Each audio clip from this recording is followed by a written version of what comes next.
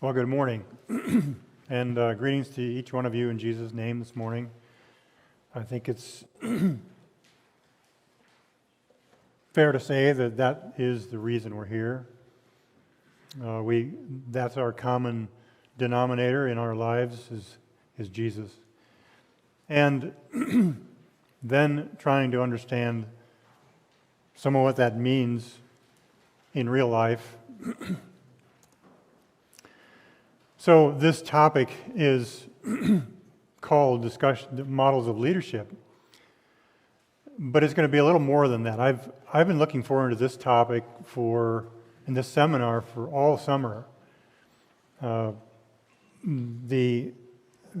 concepts that I'm going to be giving you have had an impact on myself over the summer, and it has an impact on my marriage.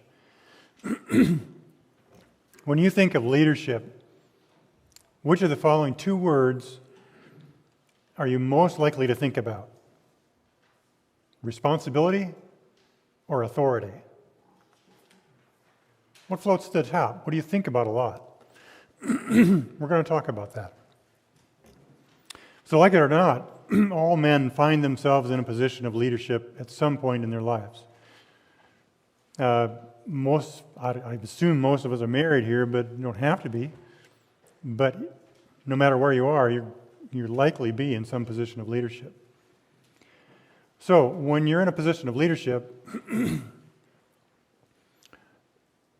when you step into a leadership position, do you look for your authority or do you look for your responsibility in that role, in that position? That's important, and we're going to understand why. I'm going to talk about why. So I'm going to come at this in four different angles. First of all, I want to look at some ideas that prevent us from really studying this well. There's things that we latch on to, and makes it difficult to find out what the Bible really says about something. And then we're going to look at three categories of models of leadership. This is kind of where the title comes from, but we're going to go beyond that. But at least define how men have defined different approaches to leadership. And then there's some angles, there's some positions, there's concepts in those things that I see a lot of confusion on, and I myself have been confused on. And I want to just touch on some of those before we go into the final part of giving some contrasting examples or a contrasting definition of a good form of leadership and a bad form of leadership. So as we begin, part one, I'm going to talk about hindrances to biblical understanding. I'm going to trust that screen's showing what I wanted to. So to start with, here's one. I'm going to zip through these kind of quick. But number one is the fear of feminism. Now, Dave touched on that, and it's appropriate reality. A lot of damage has been done to people in society, and particularly American society, by the feminist movement. But it can become a fear, and we can react to that, and then go on our own bunny trail as well. So as a result of being fearful of feminism, we can believe the evils of feminism have poisoned the conversation about leadership, submission, women's roles, men's roles, and therefore we find it difficult to allow the Bible to speak to us truly and where it really is. Because if the Bible speaks anything about what sounds at all like feminism, it can't be true. It must be wrong. Another one is the fear of patriarchy, kind of on the opposite end of the spectrum. We believe the fears of patriarchy, the evils of it, are a result of male dominance in the world, and this causes us to bypass the Bible in trying to understand what our true roles and responsibilities and authority in in this leadership position that we might have. So therefore, we can't listen to the Bible because we might hear it speaking too much about patriarchy. Okay, we may also have our favorite passages that we want to hang on to. We've heard such things spoken that we really like, and this passage just says it right for me. I don't need to study it any further. Well, then we can't really hear the Bible then when we've got this one passage that rules all other passages. It makes it hard to really see what is spoken in the Scripture.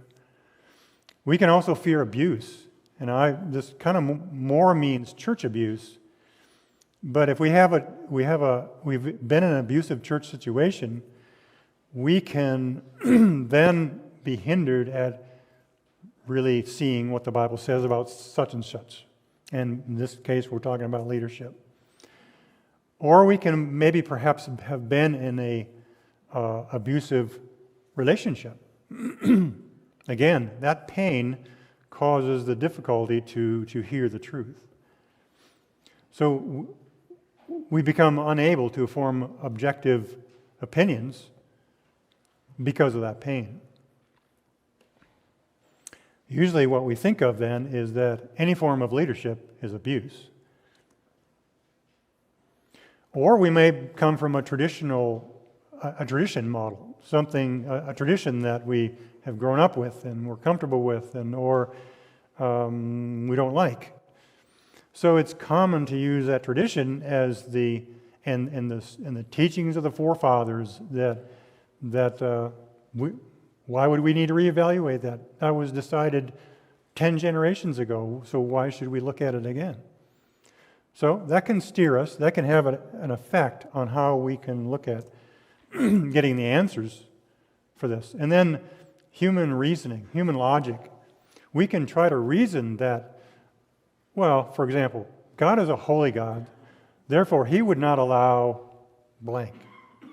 Oh, God's a loving God. He certainly wouldn't require this of me. So we can use our own human reasoning to try to determine what is truth. That can get in the way. Or we can just totally be confused. And there are some confusion factors in leadership. There's confusion involving roles, responsibilities, authority, and identity involved in leadership. So understanding each of these concepts is important, and we're going to have a part dealing with that. So, moving on to part 2, just an overview of different models of leadership. A model is just simply a description, a way of defining or describing a way of thinking or something like this. And maybe you've heard these terms, maybe you haven't. This isn't quite so important as to in making sure you understand this fully, but just to be familiar with the terms. Number one is patriarchy. And we're going to move from kind of one end of the spectrum to the other in some of these descriptions. But biblical patriarchy, also known as Christian patriarchy, is a set of beliefs in Christianity concerning gender relations, their manifestations in institutions, including marriage, family, and home. And generally it sees the father as the head of the home, responsible for the conduct of his family.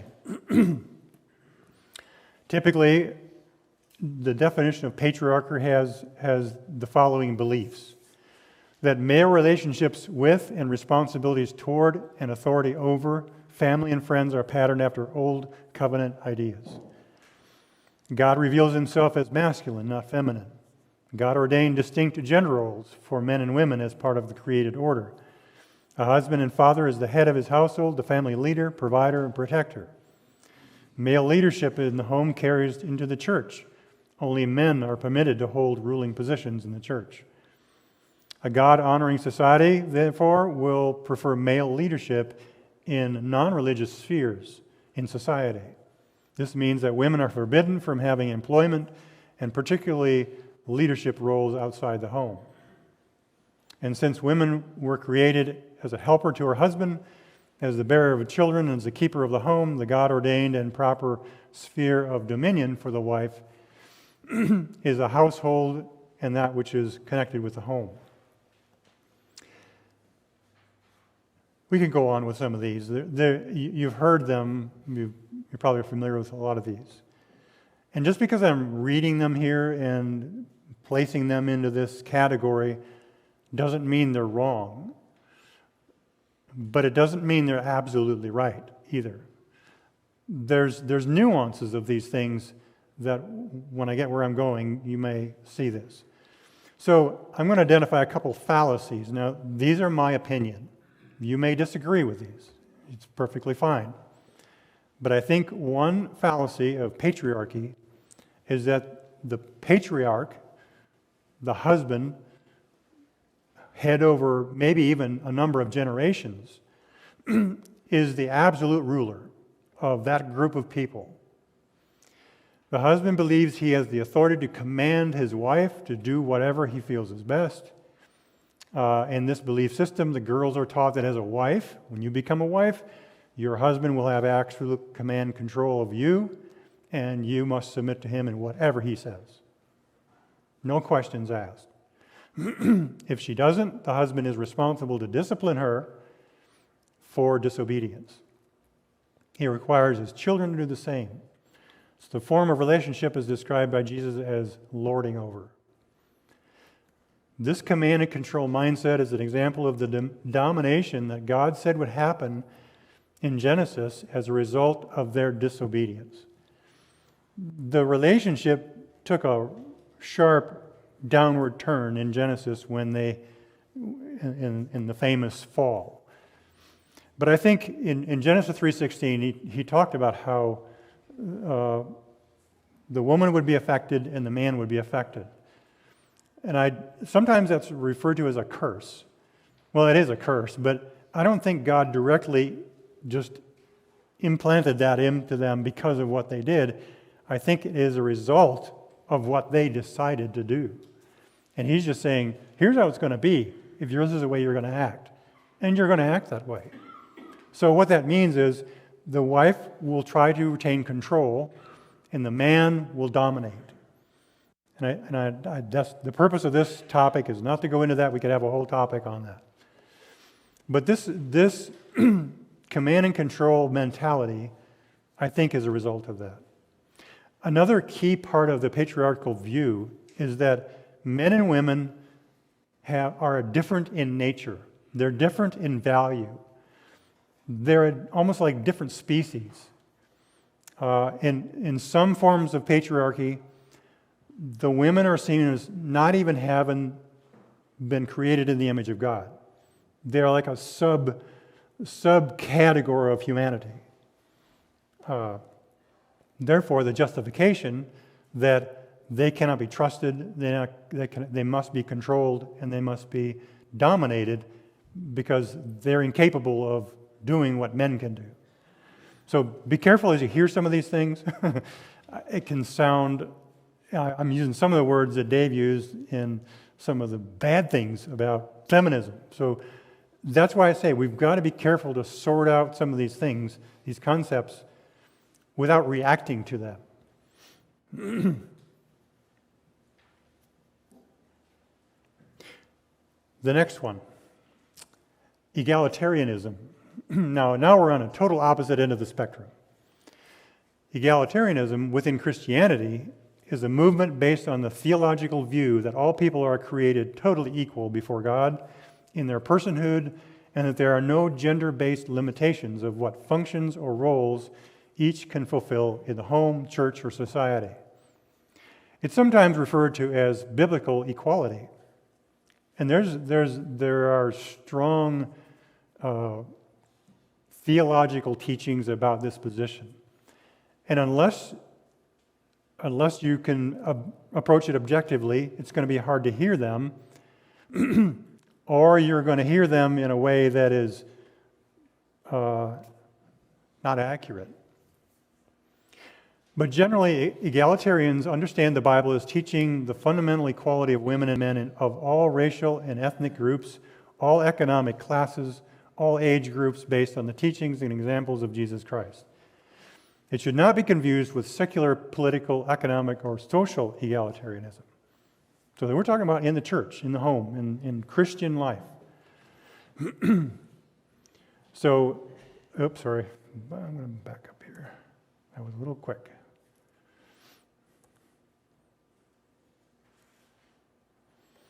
So, the Bible teaches the full equality of men and women.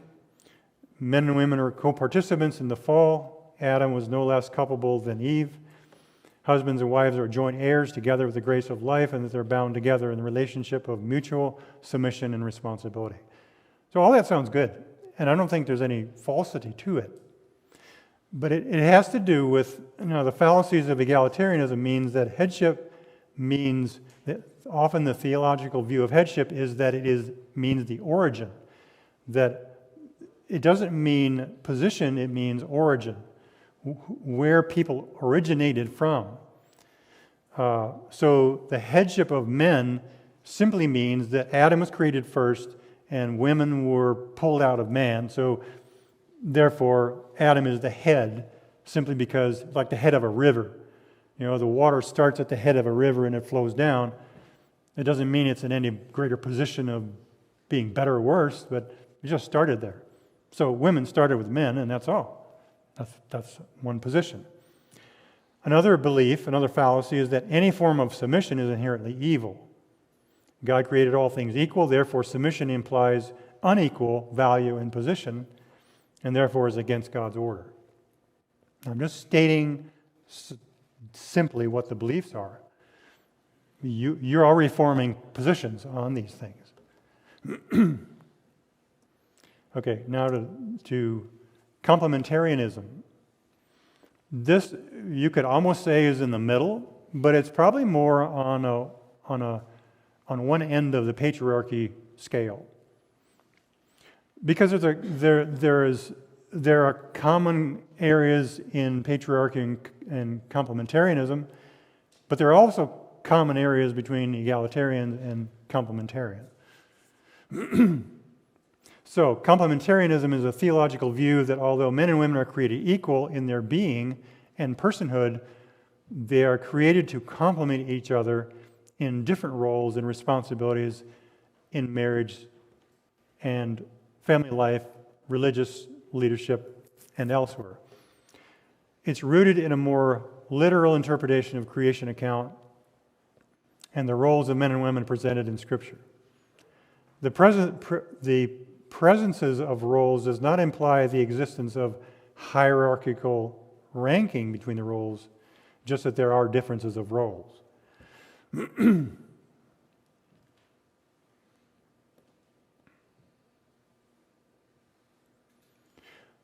So some common beliefs of complementarians. Generally, it is a generally patriarchal view of family. The father is responsible to lead, provide for, teach his children to know and love God, and found in Scripture. A Christian husband should love his wife as Christ loved the church. God designed marriage to reflect the relationship of Jesus and the church. It's an illustration of that relationship. So how well that relationship illustrates it will depend on us in the marriage. We can illustrate it poorly, or we can illustrate it well. Another belief is that only men should be appointed into elder positions in the church that involve teaching and oversight in the entire church. Now, some complementarians believe that women may be appointed into other positions of responsibility in the church, depending on how certain passages of Paul's writings are interpreted. I'm not going to go into that. But I always thought that an interesting view of how this was looked at, say in the 1600s, comes from some of you will be familiar with the Dordrecht Confession of Faith. And in that Dordrecht Confession, it says, and that also honorable aged widows should be chosen and ordained deaconesses, and that they with the deacons may visit, comfort, and care for poor, feeble, sick, sorrowing, and needy, as also the widows and orphans, in assisting and attending to other wants and necessities of the church in the best of their abilities. So the view there was a little bit different than perhaps we might look at it today. I don't know how many churches you're in. I don't know, the churches you're in, do they have deaconesses? I don't know. I'd probably guess not. But I don't know. Maybe you do. But it's not real popular. So Christian women have equal opportunities. This is, again, going through some of the beliefs of complementarians.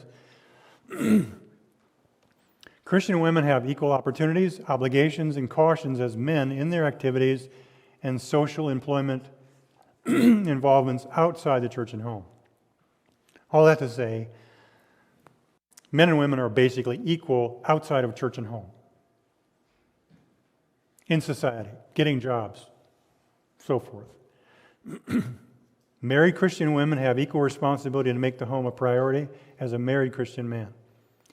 So both have roles, they're differing roles, and we'll get into that. But what they're saying here is that they have equal responsibility to make the home work. It isn't just totally dad dictating everything that's going to happen in the home, and the rest of the people just make it happen. The husband and wife have an equal responsibility in their roles to make family work. And then one that maybe you've heard of this, maybe you haven't, a traditional family model. Now, I wasn't born and raised Anabaptist, so this is very familiar with me because it was portrayed on TV, generally, remotely, in America in the 50s and 60s through a lot of popular TV shows. They're almost often comedies. I'd be surprising if anybody would recognize Leave It to Beaver, Father Knows Best, The Adventures of Ozzie and Harriet, Make Room for Daddy, The Donna Reed Show, Dick Van Dyke Show. These are all 50s and 60s TV shows portraying American life. And in those TV shows, now by today's standards in media and Hollywood, they would be considered extremely conservative. Amazingly so. But they had some flaws. Generally, the fathers were absent. They went to work. So often during the show, they would portray life at home with mom and the kids. Dad was out being successful in his career. He provided everything the home needed. He provided a nice home and income, but after work, everything was his to do as he wished. He would go hunting, fishing, or whatever interest he had. That was his time when he got home from work. Mothers were generally devalued, and this was at the rage of the industrial age. I think we're almost past the industrial age now, but that's debatable. But just because the TV mothers did not complain about their lot doesn't mean the place in their life was portrayed as what should have been. The technology available, refrigerators and microwaves and all those modern conveniences, promised an ease of life for mom, and Dad was glad to provide them. A good home had all the conveniences. But her value was measured only in terms of her husband and children. How well she had them live. She was never valued in terms of herself as an individual. Now, that's also some dangerous ground, I guess. I realize that talk about individuals, we want to be careful because that's been taken off to the extreme already in our modern time now. So, in other words, to cut this short, the traditional family model didn't describe it well either. The traditional TV model the traditional Hollywood model, even though it was extremely conservative by today's standards, still didn't describe it well.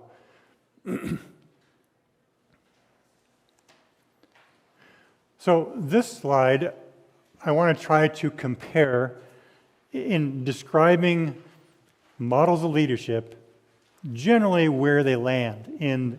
There's three categories of life and three aspects of people described in this chart. So you got 9 positions. So in the home, the people in the home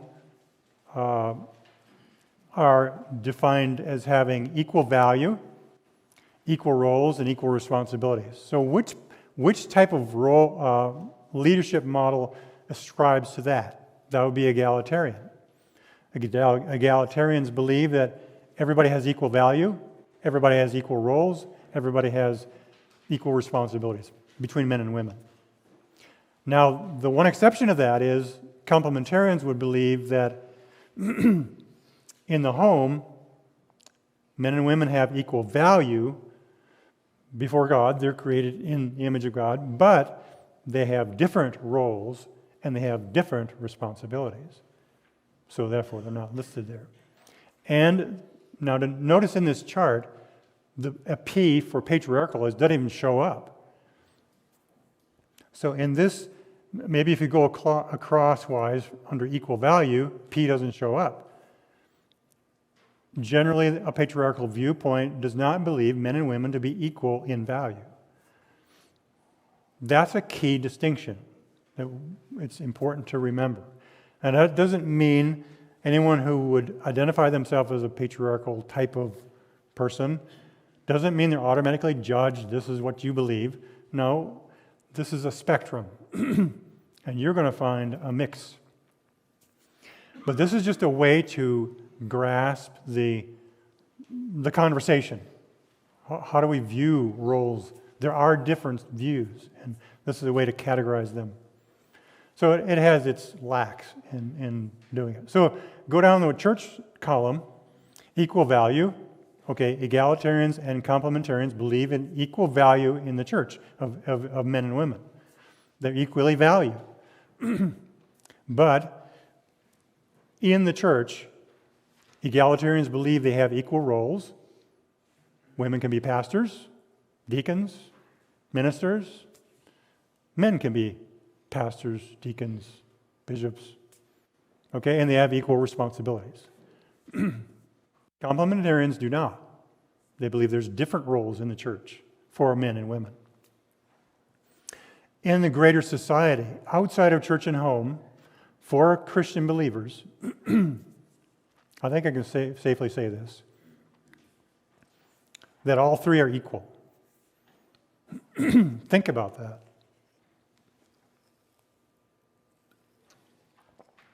Sorry, I'm just getting over a little bit of a cold last week, and I have just a tendency to want to cough. So bear with me. So this could be controversial, and even society itself is changing and has changed, and it changed dramatically as the push of feminism pushed through society maybe 100 years ago, maybe even less. Maybe not even as long as 100 years ago. It's been pretty prevalent since. So it's hard. Remember I said in the beginning, if you have a fear of feminism, it's going to be hard to sort through everything accurately and objectively.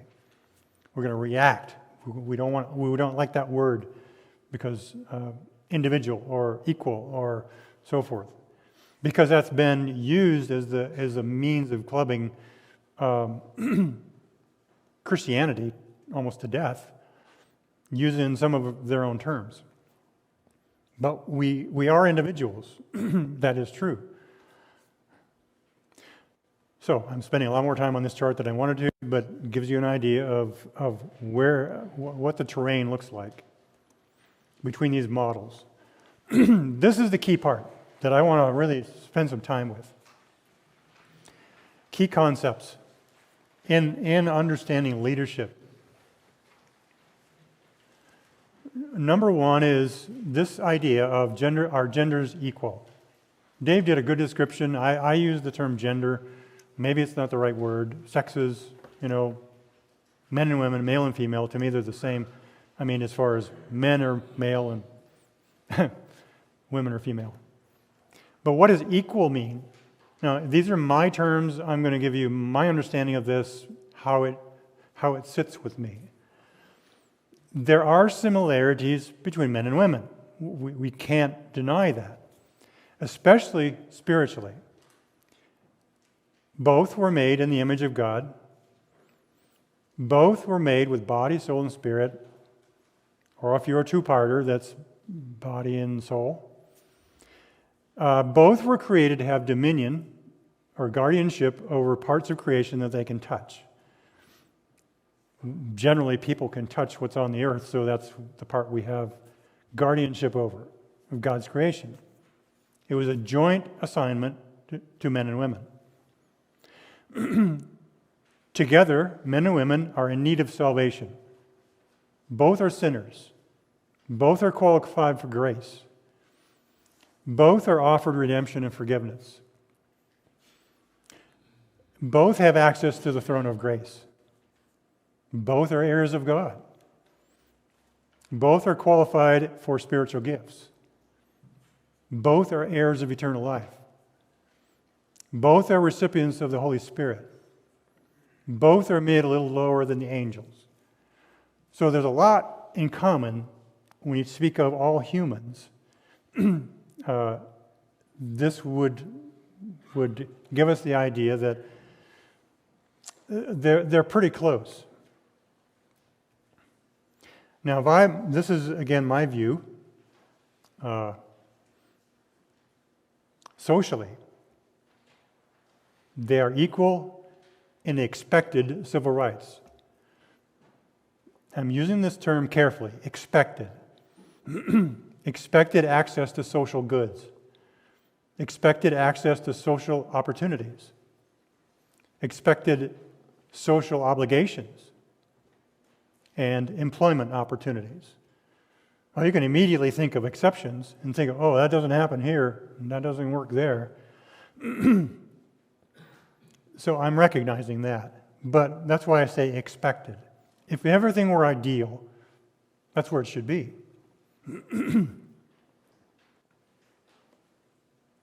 Physically, here's where we get into some nuances. Generally, men and women are similar mentally.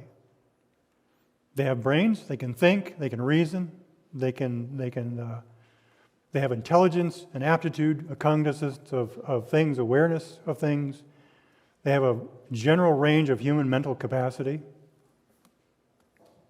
And there's no measurable differences between them in that way. Talents and giftings. Humans are given different abilities to do things. And they generally aren't isolated in one gender or the other. Appearances. At an overall level, and I'm speaking of at a humanoid level, we all have arms, legs, noses, mouths, eyes. You look at a woman, you look at a man, they're about the same shape, they both have arms and legs, they walk, and they're about the same height. And it's not like the difference between a man and a horse, or an elephant, or a mouse. Okay, there's incredible differences there, physically. That's what I mean in appearance. Emotional tendencies. All humans experience similar emotions, but just vary in intensities, periods, and durations. Okay, they have personalities. There's human personalities. Men and women have them. Physical strength. Still on the overall scale of creation, men and women are kind of similarly have a similar strength, physical strength. Now, just comparing between men and women, yes, generally men are bigger, stronger, have more muscles, or stronger muscles. They have the same muscles. So when you think about it, there are a lot of commonalities between men and women. So does that mean they're equal? Depends on what you mean. So what are some differences? Yeah, I would put the differences basically into the how God designed men and women for an expected marriage role. Okay, there are obvious differences in some of the organs of a man and a woman. Females are designed for a wife role. They're physically designed that way, to reproduce, to bear child. Males are designed for the husband role. Physically and emotionally designed for reproduction, nurturing, leading, protecting, providing. But anytime you compare them, though, remember, you can find a man, an individual, an example of a man who may be a lot weaker in strength than a particular individual example of a woman. You can find a huge woman and a very small man. There are exceptions. So we obviously are talking about generalities here. And the way I define these differences, outside of marriage roles, the gender design differences either are unused or reused in other areas. Obviously, in terms of the way a Christian worldview, a woman outside of marriage does not need her reproductive organs. They're not going to be needed. So they go unused. But does that mean the woman, because of that, has a lesser value? No, we tend to go there, but we don't. We shouldn't. So the body parts designed for reproduction are unused. But some of the other things, like perhaps emotional makeup and a tendency, the personality or so forth, can be used for good in other roles that are not in the marriage role. There's lots of roles in life besides marriage, husband and wife. So we need to, that's the viewpoint, that's the overall view I'm coming from. Okay, another area of confusion, I think, is this idea of roles. And roles is going to incorporate a number of things. There's three main things that I have put together that helps me understand roles. So what is a role, first of all? It's a position containing a set of socially defined attributes and expectations that determine the appropriate behavior for an individual or group in that role, in that position. So it's a position. And it's really important to separate people from roles. Roles exist kind of they're there. They don't do anything until a person is in the role. Does that make sense? Yes, there is the role of husband, but the husband doesn't exist until a man becomes a husband. Before a man is married, he's not a husband. So he is not in the husband role. So that gets blurry really quickly. I think it's important to separate them, to keep them straight. And also, roles are not just in marriage, but roles are the way I think God designed, help people to do what He wanted people to do. Dave talked about He designed people to subdue the earth. It means to be caretakers. People are the caretakers of the earth. Now, how they do that is God designed roles, this concept of roles, and so He made up a few, but He also gave men and women the privilege of designing their own roles. If you work in a business, businesses have roles. A business is organized by every person in a business has a role. I think I can safely say that. So it's a way of organizing people and getting them to interact and work together. So God started out with that by defining the role of husband and wife, but men have expanded that greatly by developing their own roles. So how are roles structured? there's three primary characteristics I see in roles. Number one is the qualifications for the role. Not everybody would be qualified for every role. And the clearest typical example is the one of husband and wife. A man is not qualified to be a wife. A woman is not qualified for the role of husband because of the way they're designed. So that's the qualifications. That's the idea. The next thing is responsibilities. All roles have responsibilities. And that's why they asked that question in the beginning, where are you at in your responsibilities? And the other thing is authority. So here's a real area for confusion, is the difference between responsibilities and authority. Responsibilities simply define what the role is supposed to do. Authority defines, essentially gives permission to the person in the role to accomplish what the role is supposed to do. Let me go over that again. A role is a position. It has responsibilities. It has things it's supposed to do. And the creator of the role gives the role authority. Now, a person does not have any authority until they step into a role. Then they assume both the responsibilities and the authority within that role. They didn't have it before they were in that role, and if they step out of that role, they don't have it anymore. They don't have the responsibilities they had before, and they don't have the authority they had before. We get that really confused in Christian life. And I'm going to get into authority more here later, but I just want to make sure that we're clear on these parts of roles. So, of course, we have roles in marriage.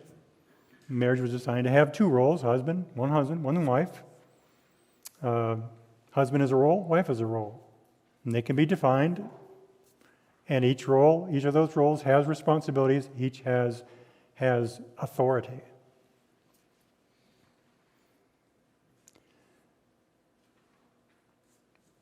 This is where we're going to lead into leadership. Leadership is one of the responsibilities of the role of husband.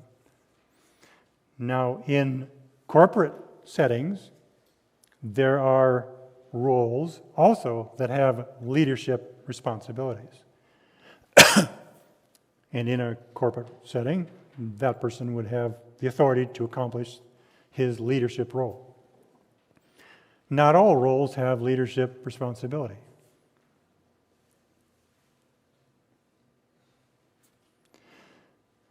So,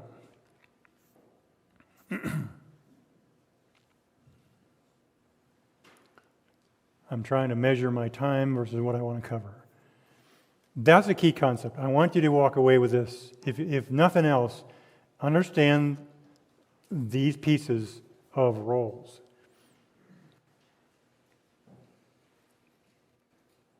So in general, the role of husband includes the responsibility to lead the family, equip the wife for her responsibilities, because she's in a role that has responsibilities. So part of his leadership role is to equip her to do her role well. The role of wife includes the responsibility to procreate, nurture the family, and build a home. Part of her responsibility is to submit. And we're going to get into that. That's another area of confusion. So the difference is in the roles of husband and wife are designed by God. They're unchangeable because He created those roles. Now, when you get into a corporate setting, those can change because people make them up. They decide they can eliminate a role, they can add a role, they can change a role. But when it comes to roles that God defines, they stay the same. I think that's what gives us stability in our life in terms of marriage, husband, wife, and responsibilities. God made them the same. He didn't change them. And that can give us some comfort. When we talk about roles outside of marriage, I've done that some. Can get into church roles and stuff like that. I really don't want to go there.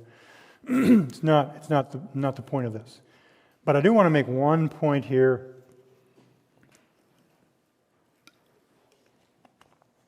before moving on, and that is there are no role-less marriage. That's a tongue twister. There are no marriages without roles. It's a common emphasis and effort today to eliminate roles in marriage and say, well, when two people get together, they get married, they just figure it all out. It's kind of 50-50. Well, why don't you work and I'll take care of the home? And why don't you do the checkbook and I'll do the groceries? And you do this and I'll do that. There is some leeway in that in a Christian home, but it's a fallacy to believe that there are marriages without roles. I'll just put it this way. A 50-50 marriage is a recipe for divorce because there's no defined roles and argument and conflict are guaranteed. But what's interesting I haven't done a lot of research on this, but it seems like in marriages that try to do this, it seems nice, even if they're not egalitarian. It seems respectful and seems reasonable to kind of work these things out. It's interesting to observe that men and women just kind of generally over time do float into some common traditional responsibilities and their parts. It just does. It kind of floats that way. And I'm not going to define them, but it generally goes the way we would take for granted in this room of the different roles and responsibilities in our homes.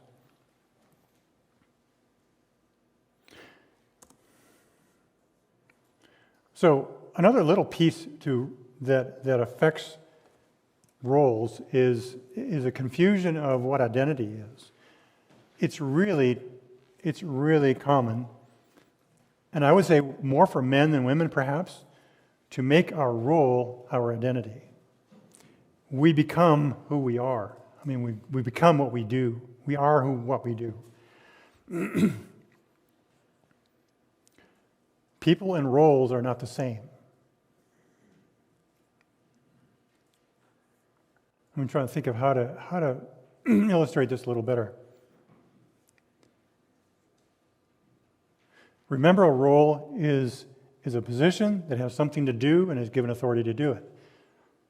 Typically, a person, and men do this a lot, they get put into this role, and now that defines who they are.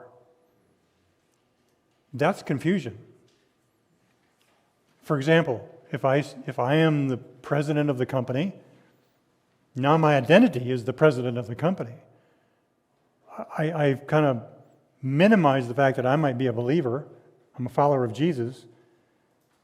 First thing people ask, what do you do? Well, I do this, and but we start to think of that's who I am. If I'm a physician, I think of myself as a doctor. I'm a doctor. That's who I am. So, what's the characteristics of a true identity? Part of personal identity is from being a creation of God. That's the start of our true identity. We are a child of God.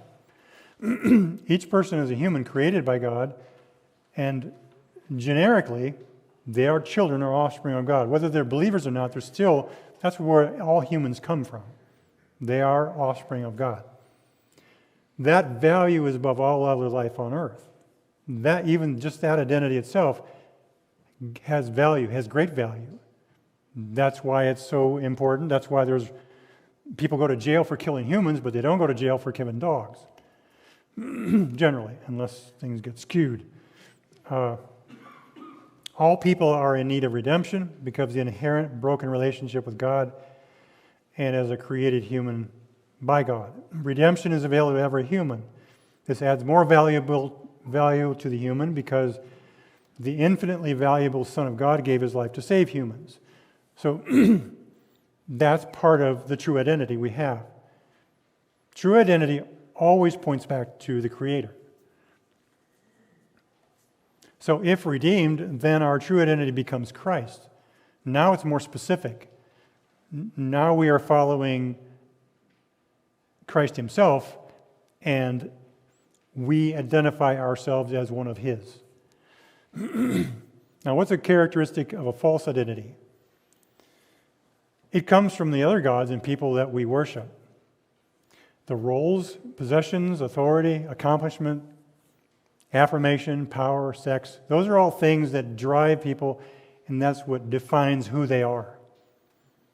Worship of those things, and God calls them other gods because they're so important to people, they can cloud our understanding of our personhood. And when a role becomes a god, it drives people to idolize other people. It means we are driven to control other people to manage our role and therefore manage who we are. If something happens to our role and we have identified ourselves with that role and we stop being the president of the company, we fall apart. We have no identity. Who am I? I don't know who I am anymore. That's a key symbol that the identity we had was wrong. It was on the wrong thing. God will never go away. As long as our identity is with Christ and with God, we are stable, we are secure. The temporary roles we're in life as a husband, father, on down the line, will come and go. I'm married now, but if my wife dies, I'm not married anymore and I won't be a husband anymore. I won't be in that role anymore. But will my identity fall apart? I hope not, because I'm trying not to have my identity, who I am, be as a husband. Okay, responsibility. Let's zoom in a little bit on this part of leadership. Leadership is a responsibility, is a part of a role. And from the context of this seminar, we're talking about the husband role. Responsibilities are voluntary. They're not forced upon us. We voluntarily step into a role. No one forces anybody to be a husband. We step into it by our choice. Therefore, we assume the responsibilities that are part of that role. That's by voluntary nature. So for the purpose of understanding this, leading and submitting are responsibilities that are part of different marriage roles. They're voluntary acts within their role. I can voluntarily decide to lead or not lead. I'm still in the role. I still have the responsibility to do that, but how well am I doing it? I can choose not to. So motivation to lead and motivation to submit, and I'm going to get into submit a little bit too, because it's important for us to understand submission. Boy, I'm running out of time quick. No one can force me to lead. Okay, that's the point I want to make. It's totally voluntary. If a church or another brother or someone or the law forces me to lead, it's not going to work if I don't want to lead. So think of what that means in terms of how we view our spouse.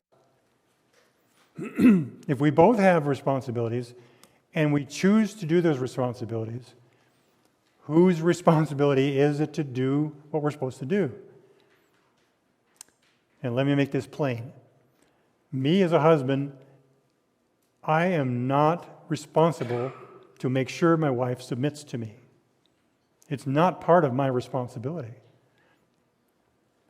So if I'm trying to do my part, it's not for me to look back over my shoulder and look at her to see, is she submitting? She's supposed to submit. Well, as soon as I say that, I better say, I'm supposed to lead. It's not for me to do that. It's her voluntary response to God just like it is to me. So, leadership, a little more focus on this. I'm not going to spend a lot. I've actually covered what I wanted to cover in some of this. But there's types of leadership. Some are good, some are not good. Paul gets into leadership a lot. And let me just read one quote here from John MacArthur. Under the plan God has ordained for the church, leadership is a position of humble, loving service. Church leadership is ministry, not management. And those whom God designates as leaders are called not to be governing monarchs, but humble slaves, not slick celebrities, but laboring servants. Those who would lead God's people must, above all, exemplify service, devotion, submission, and lowliness. Jesus gave himself as the pattern when he stooped to wash his disciples' feet. And that's our task as leaders. Dominating is not leading. I'm going to skim over this, and I want to get to submission just a little bit because it's really key. And I think it's an area of confusion that just in the brief calls that I get at Deeper Life, just making calls from people who want to come and they explain briefly what their problems are. I don't know how many times I have heard that a man's problem will be solved if the wife submits better. That rings in my ears. And it comes from husbands and it comes from church leaders. Submission is about accomplishing life together. So for the wife to step into a wife role means she is taking on that submission responsibility. Submission is a way of, I think the Greek word kind of means, it's like stepping into and up underneath to reinforce, to support. And I visualize that as when you see a bridge going over the freeway. You have the roadway going across the underneath road. And then there's pillars that support the roadway. Submission is the pillars that support the roadway.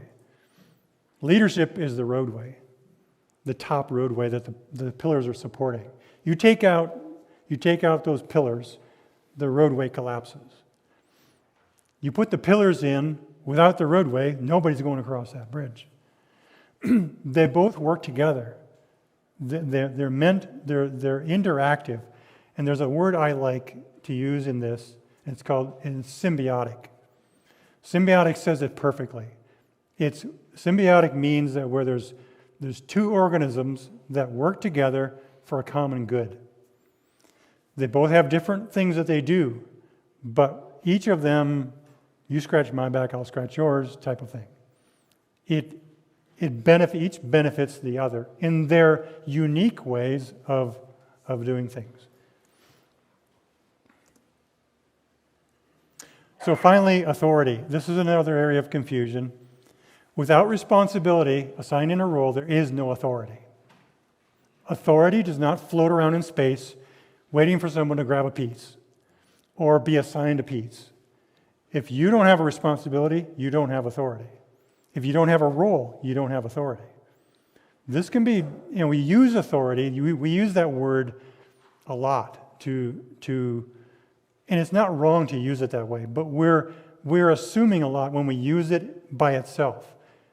Whenever we use the word authority, I have the authority at work we have a network cabinet and there's a server and there's a router and all that stuff. I have the authority to go in and turn that router off. I have the authority to change the wires in it.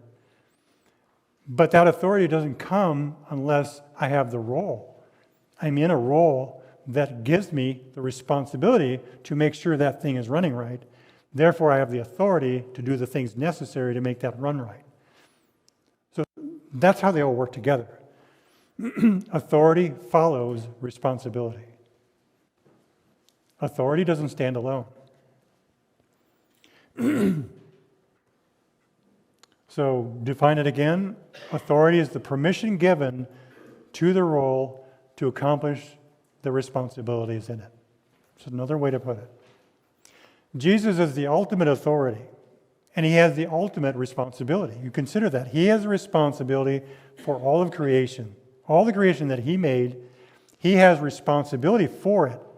Therefore, he has the entire responsibility and the entire authority over it. Authority is always delegated downward. Responsibility reports upward. So we all have minor roles in this earth.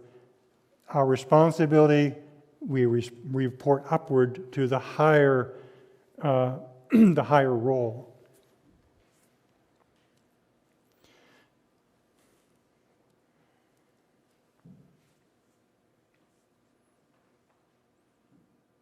Interesting relationship between authority and responsibility. I visualize this like if I cut out a paper pattern of my hand and then trace it on another piece of paper and cut that out. One of them is responsibility, one of them is authority. They both have the same outline. So what that means is my authority in my role does not exceed my responsibility. I don't have the authority to do more than I have the responsibility to do. Now, in business, in companies, sometimes people can get it wrong. They can give a person a role, and in that role, they have the responsibility to do an incredible amount of stuff, but they don't give them the authority to do it. That's a malformed role because it doesn't. The guy in the role can't do his job because he doesn't have the authority to do it. He goes to try to do part of what he's responsible to do. People laugh at him. I'm not going to do that. No, you don't have the authority to tell me to do that. The other way is people in roles tend to want to expand their authority beyond what they're responsible to do.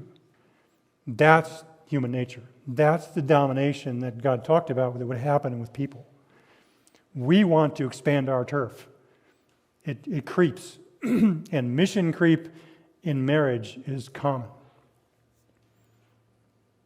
It means we expand our own mission. We give ourselves more responsibility than we've been given, and so therefore we grasp more authority, and then that goes downhill. So here's this quote. Without responsibility assigned in a role, there is no authority. Authority accompanies responsibility. That's a key thing. If there's anything you take away from this topic, that would be it. Okay, part 4, I'm going to have to just super speed through this. I really wanted to cover both of these. First of all is the lording husband. That's the bad guy. That's what happens if we expand our authority and our reach from what our role really is for us. So I'll give you a couple ideas of what I mean. A lording husband loves to give orders. He considers himself the boss. He has to be in control. He makes all the decisions. And he's uninterested in suggestions or questions other ideas. He's always thinking about his biblical authority in the home as being the top priority to maintain. He pushes and manipulates his wife. He believes time and work is his time. Time after work is his time. He believes his domination of her is biblical. He believes that there cannot be order in the home without him standing his ground. He believes the wife would do wrong if he does not hold her under his authority. He believes that being the authority figure in the home is primarily necessary, a part of headship. Okay, pretty bad picture. I intended it to make it that way. So what's the servant husband? This is what I want to wind up with. And I included those in there because I had a suspicion I had run out of time. So in your notebook, all that stuff is listed. Go through it if you want to. But the key part of a servant husband is he has a good vision. And he has a good vision of where he wants the wife and him to go. What are they there for? What are they doing? What's the point of their existence? Why did they get married? What are they going to use with the resources they have? He sits down with her. They talk together. They develop together. They communicate. He inspires her. He equips her because she's got a role too, a very important role. He's got one, she's got one. But being a leader, he's responsible to equip her to do hers. So, I'm going to conclude this now, if I don't mess things up here. I just did. Okay, I'm done with that part. But I want to leave this thought with you. Go through that servant leadership list. My wife and I have done this. We kind of just started because I want to try it myself. Take about 5 of those things at a time and sit down with your wife and ask her, and you better prepare her for this because this is going to be earth-shattering. Ask her to grade you on each of those line items, 1 to 5. 5 is great, 1's not so great. And you do the same for yourself. Then you know, she does it hers, and then you do it, and then you compare your results. She'll rate you at a 2, you rate yourself at a 4, and then you talk about it. Why? And be prepared to take it in. Be prepared to accept her thoughts as really important to you because that's her support of your bridge. That's her way of sharing with you. And you're asking for it. She's not criticizing you. You sat her down. You asked her to do this. So take it in as constructive criticism. If she gives you a 5 and you rate it a 2, praise the Lord. Ask her, I'm not seeing it. What am I doing right? So I want to end with that. And I appreciate you guys, and I thank you for listening.